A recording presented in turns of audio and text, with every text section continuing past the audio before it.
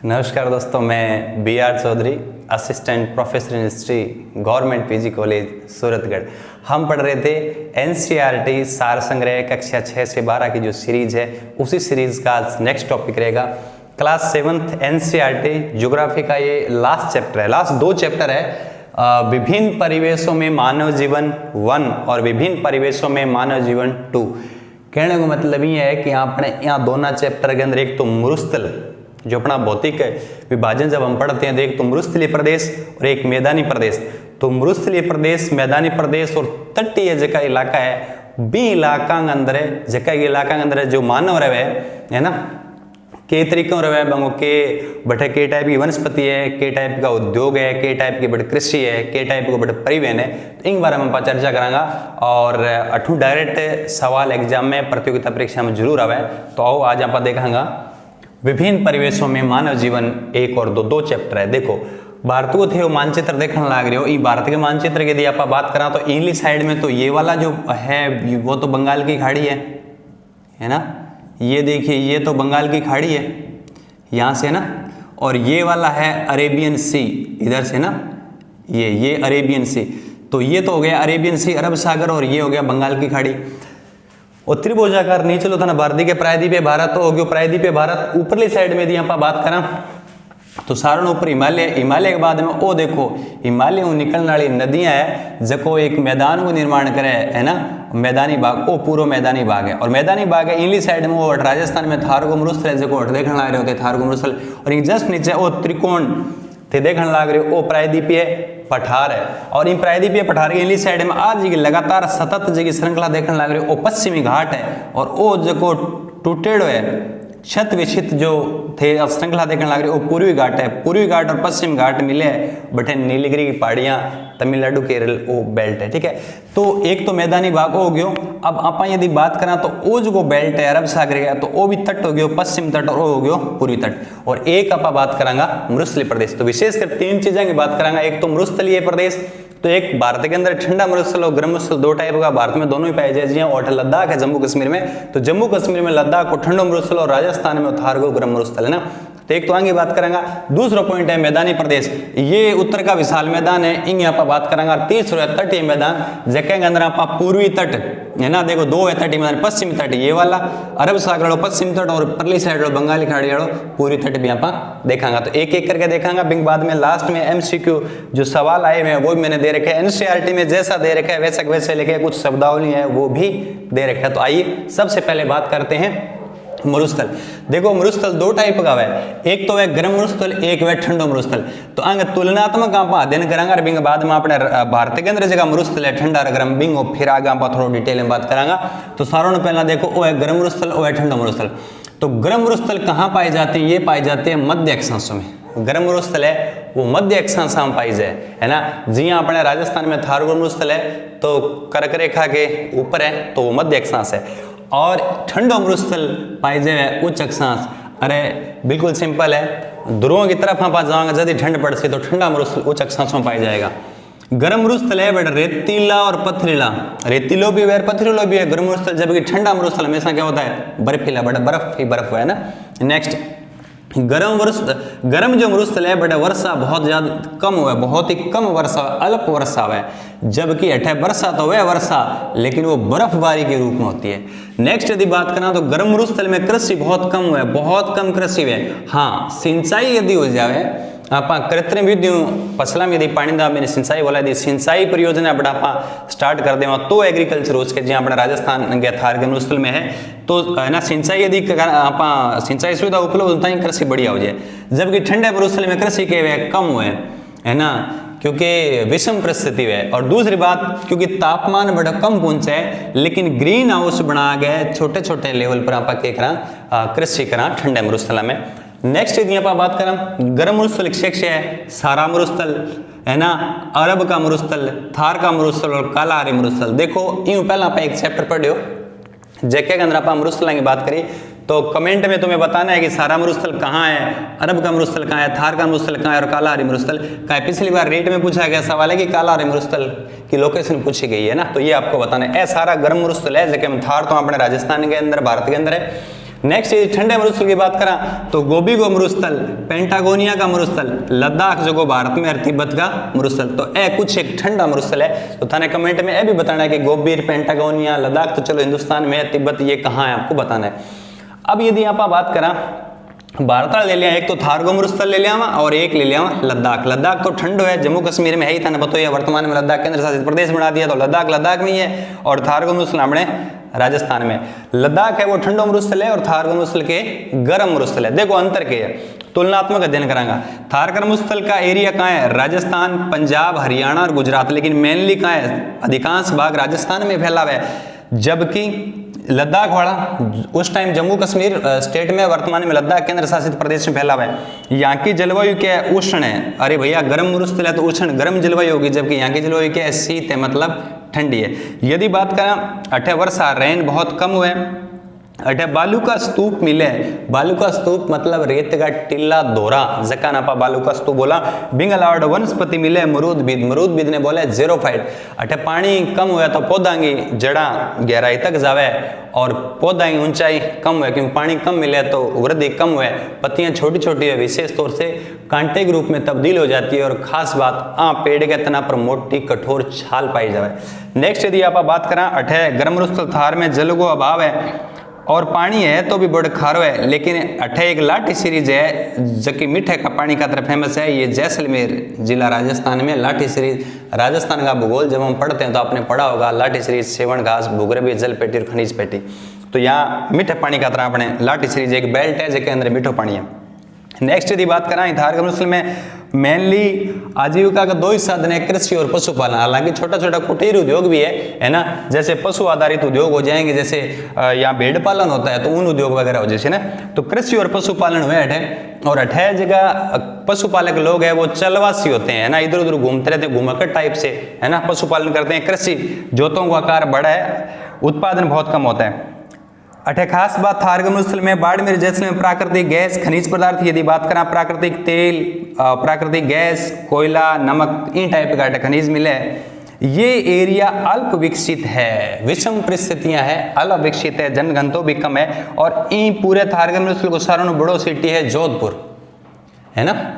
Next यदि बात करें, ये जो थार का मरुस्थल है ये विश्व में सर्वाधिक जनसंख्या वाला मरुस्थल है। दुनिया में केवल मरुस्थल की बात करें तो सबसे ज्यादा जनसंख्या वाला मरुस्थल है और सबसे ज्यादा जनघनत्व भी यहीं पाया जाता है। अपने राजस्थान में थार के मरुस्थल में RCP, Rajasthan canal project, Rajasthan नहर परियोजना, इंदिरा गांधी की मृत्यु के बाद में आईजीएनपी, इंदिरा गांधी नहर परियोजना अठे है ना, पूरे थार के मरुस्थल में फैलेडी है। इन आपा बोला राजस्थान या थार की जीवन रेखा। और एक खास बात, इन थार के मरुस्थल में एक नदी भी है, लूणी नदी, जगह के बेसिन ने बोला गोडवाड़, ये पश्चिम राजस्थान में बहती है ना, याद रह जाएगी, इसे बोलते हैं मुरुआसा।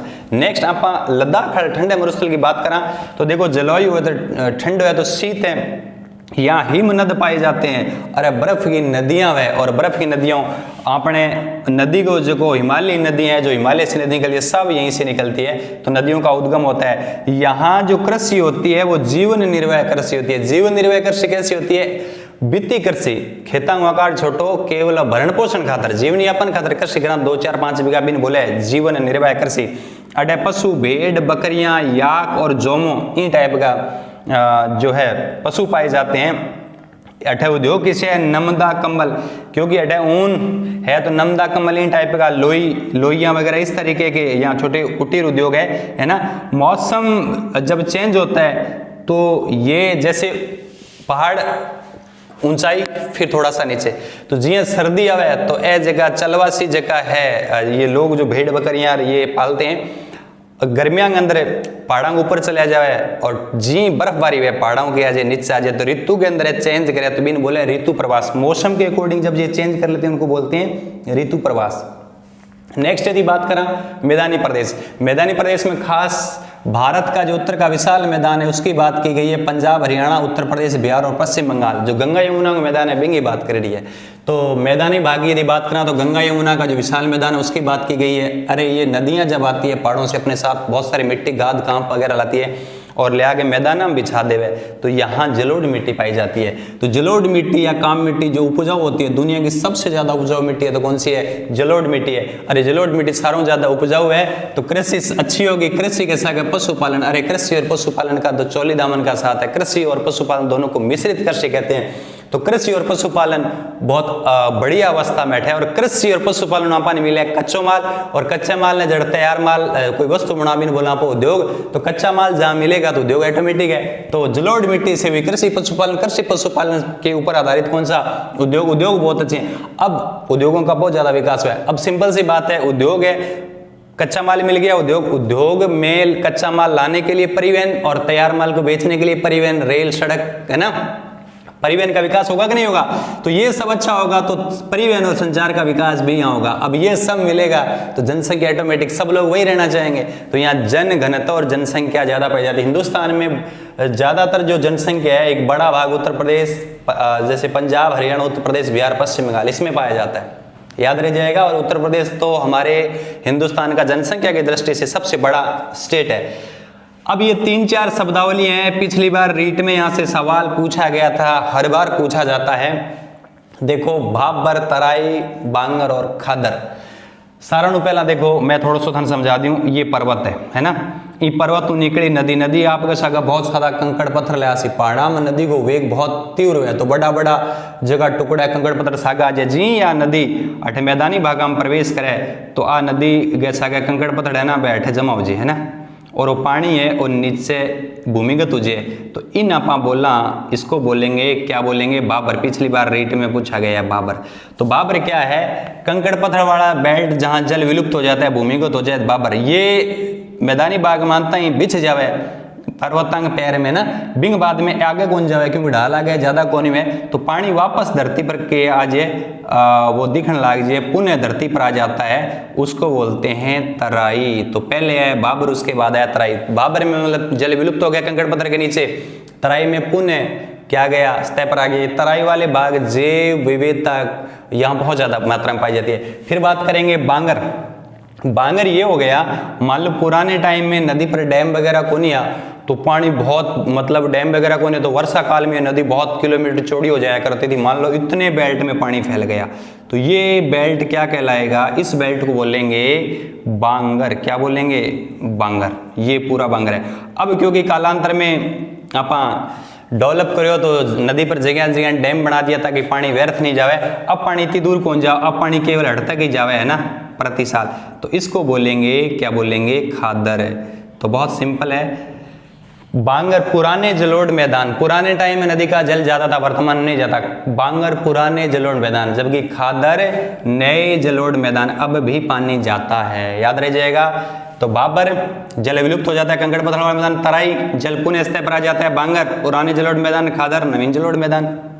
यहाँ से डायरेक्ट सवाल पूछ जाते हैं। फिर आप बात करांगा तटीय मैदान। तटीय मैदान का मतलब जको बेल्ट समुद्र तट के आसपास पड़ा। आप भारत को यदि मानचित्र देखा तो अठे बंगाल की खाड़ी है और अठे अरब सागर है, तो ये पश्चिम है, तो ये पश्चिम तटीय मैदान, ये पूर्वी तटीय मैदान। तो तटीय मैदान को दो भाग में बांट लेंगे, पश्चिमी तट और पूर्वी तट, है ना। पश्चिम तट में देखो अरब सागर में, पश्चिम तट 4 भाग में, गुजरात ऊपरलो जो बेल्ट इन बोला काठियावाड़ा तट, काठियावाड़ प्रदेश के पास काठियावाड़ा तट। बिंग नीचे कोंकण तट, कोंकण को नीचे कर्नाटक आसपास केनरा या कन्नड़ तट, और उधर वहां से लेकर नीचे, है ना, केरल तक, केरल का मेनली मलाबार तट। तो ये 4 तट है, काठियावाड़ा, कोंकण, केनरा या कन्नड़ और नेक्स्ट वाला मलाबार। मलाबार तट के बारे में थोड़ी डिटेल में बात दे रखी है क्योंकि काफी लंबा है। अब यदि बात करें पूर्वी तट पर, तो पूर्वी तट में इन्हें बंगाली खाड़ी अठे 3 है, नीचे तमिलनाडु वाला कोरोमंडल, उसके बाद उत्कल या गोलकुंडा आंध्र प्रदेश वाला उत्कल या गोलकुंडा, उसके ऊपर उड़ीसा और ये बंगाल वाला उत्तरी सरकार तट। भाई उत्तर में है तो उत्तरी सरकार,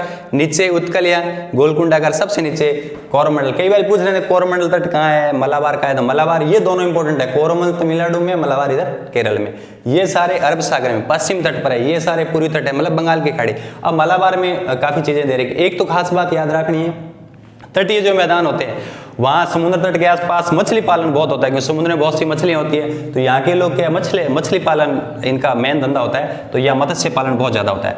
दूसरी चीज़, एक खास बात, ये तट मैंने तो सीधा बना दिया, तट सीधा नहीं होता है, ऐसे कटा फटा होता है, समुद्र का पानी आता रहता है, जाता रहता है, आता रहता है। तो कई बार क्या होता है, जो मुलायम जो चट्टान होती है उसको काट कर पानी समुद्र का अंदर आ जाता है और पीछे से रेत ऐसे जमा हो जाती है, तो समुद्र के किनारे छोटी छोटी अंदर आंतरिक भागा में झीला बन जावे, जैठे समुद्र को पानी ही वह बान ने बोला लेगुन झील है ना, ये लेगुन झील जिनको मलाबार तट पर तो कयाल बोलते हैं। तीन टाइप की सारी जगह हमारे तट पर काफ़ी है ना यहाँ झीलें हैं। यदि यहाँ पर बात करें तो ओडिशा के अंदर है जबकि चिल्का झील है, वो भी लेगुन झील है। अब आप बात करो मालाबार तट में, थोड़ा डिटेल में दे रखा है, तो आइए मालाबार देखिए। मालाबार तट केरल वाला है, पश्चिम तट है अरब सागर वाला है। यहाँ लेगुन झीलें पाई जाती है जिनको क्याल कहते हैं। यहाँ दो लेगुन झीलें याद रखना, बेमनाद और असमुड़ी। बार बार पूछ जाता है, फर्स्ट ईयर में पूछा गया सवाल, बेमनाद और असमुड़ी क्या है? मालाबार तट की लेगुन झीलें जिनको स्थानीय भाषा में क्याल कहते हैं। यहाँ की जलवायु सम जलवायु, अरे समुद्र देर से गर्म और देर से ठंडा, तो जलवायु में ज्यादा अंतर नहीं होता, 20-25 डिग्री तापमान रहता है, सर्दी गर्मी नहीं होती, बिल्कुल एक जैसा मौसम रहता है, सम जलवायु है। उपजाऊ मैदान है, क्योंकि तटीय मैदान है तो मैदान ही है ना, तो जलोढ़ कांप मिट्टी होगी, मैदान नहीं होगा। उपजाऊ मैदान है, मिट्टी कौन सी होगी? कांप या जलोढ़, सिंपल। अब कांप या जलोढ़ उपजाऊ, सबसे ज्यादा उपजाऊ मिट्टी है तो कृषि अच्छी होगी। तो मालाबार तट केरल में कौन कौन सी फसलें होती है याद रखो, काली मिर्च, लौंग, इलायची, गरम मसाले, सुपारी, काजू, चाय, कॉफी, रबर। कितना सिंपल है ना। तो याद रखना ये सारी जो फसलें होती है केरल के अंदर बहुत ज़्यादा होती है। वैसे दक्षिणी भारत में समुद्र तट के आसपास जैसे नारियल के पेड़ आपने देखे होंगे, तो काली मिर्च है, लौंग है, इलायची है, चाय है, कॉफ़ी है, ये सारी यहीं पाई जाती है। इसके अलावा देखो ये सब अच्छा है, उपजाऊ मिट्टी है, सब कुछ अच्छा है, तो जनसंख्या यहाँ सघन पाई जाती है। नेक्स्ट, यहाँ की भाषा कौन सी है? मलयालम और अंग्रेजी। देखिए मलयालम केरल में सबसे ज़्यादा लिंगानुपात है, अंग्रेजी और मलयालम भाषा 5 अक्षर का अपन पढ़ते हैं ना, 5 अक्षर का मेरा नाम उल्टा सीधा एक समान, मलयालम, मलयालम, मलयालम केरल की भाषा है। नेक्स्ट, परिवहन का अच्छा विकास हुआ है, क्योंकि मैदानी भाग है तो सड़क, रेल, जल परिवहन का अच्छा विकास हुआ है। यहाँ के बंदरगाह बहुत इंपॉर्टेंट आपको याद रखना है, कोझिकोड, कोच्चि, अलेपी, तिरुवनंतपुरम। तो कोझिकोड, कोच्चि, अलेपी और तिरुवनंतपुरम बहुत फेमस, आपको याद होगा। उद्योग कौन कौन से? सूती वस्त्र, नारियल। भैया नारियल तो सबसे ज्यादा केरल में, तो सूती वस्त्र हो जाएगा, नारियल, साबुन, कांच और रसायन उद्योग। नेक्स्ट, खनिज। देखिए खनिज, यहाँ आणविक खनिज थोरियम पाया जाता है। वैसे थोरियम हमारे राजस्थान में पाया जाता है, केरल में भी पाया जाता है। तो थोरियम है, जिरकन है, मोनोजाइट है ना। तो देखिए थोरियम, मोनोजाइट, जिरकन और चूना पत्थर, ये थोरियम, मोनोजाइट और जिरकन में ये बहुत है ना, पूरे हिंदुस्तान में इनका रैंकिंग है, काफी होता है ना, टॉप में आता है ये। नेक्स्ट, यदि यहाँ पर बात करा एनसीईआरटी के अकॉर्डिंग की शब्दावली दे दी है। पहली शब्दावली देखो, बालू का स्तूप। अरे आप स्थानीय भाषा में दोहरा कह दें, टीला कह दें, भाई बालू का स्तूप है। हिमानी, पहाड़ के ऊपर बर्फ की बहुत बड़ी राशि, अरे बर्फ को पहाड़ है, बिना पक्के बोला हिमानी। एक दर्रा, दर्रा क्या है? दो पहाड़ों के बीच में जो तंग रास्ता होता है ना, दो पहाड़ों के बीच में घाटी टाइप है, तंग रास्तों बिन बोले दर्रा, इंग्लिश में बोले पास। लेगुन, समुद्र तट पर झील, जैसे समुद्र को पानी आगे जमा हो जाए, खारे पानी की झील समुद्र तट पर बिन बोले लेगुन। निर्वाह कृषि, अभी पढ़ा, निर्वाह कृषि जीवन यापन करने के लिए जो कृषि की जाती है, खेत हुआ आकार के वे छोटो है, परंपरागत तरीकों कृषि करे अभी जीवन निर्वाह कृषि बोले। एक कृषि और है व्यापारिक कृषि, जी की पिछले चैप्टर में बात करी, बड़े पैमाने पर व्यापारिक उद्देश्य की पूर्ति के लिए की जाती है। आधुनिक तकनीक और मशीनीकरण का उपयोग ज्यादा है, कीटनाशक वगैरह तो वो के वे व्यापारिक कृषि वे। तो उम्मीद करता हूँ कि ये जो पूरा जो टॉपिक था आपको अच्छी तरीके से समझ में आया होगा। इससे जुड़ा हुआ कोई भी सवाल आपके एग्जाम में गलत नहीं होगा, ऐसा मेरा मानना है। मिलते हैं बहुत जल्द नेक्स्ट वीडियो में। Thank you.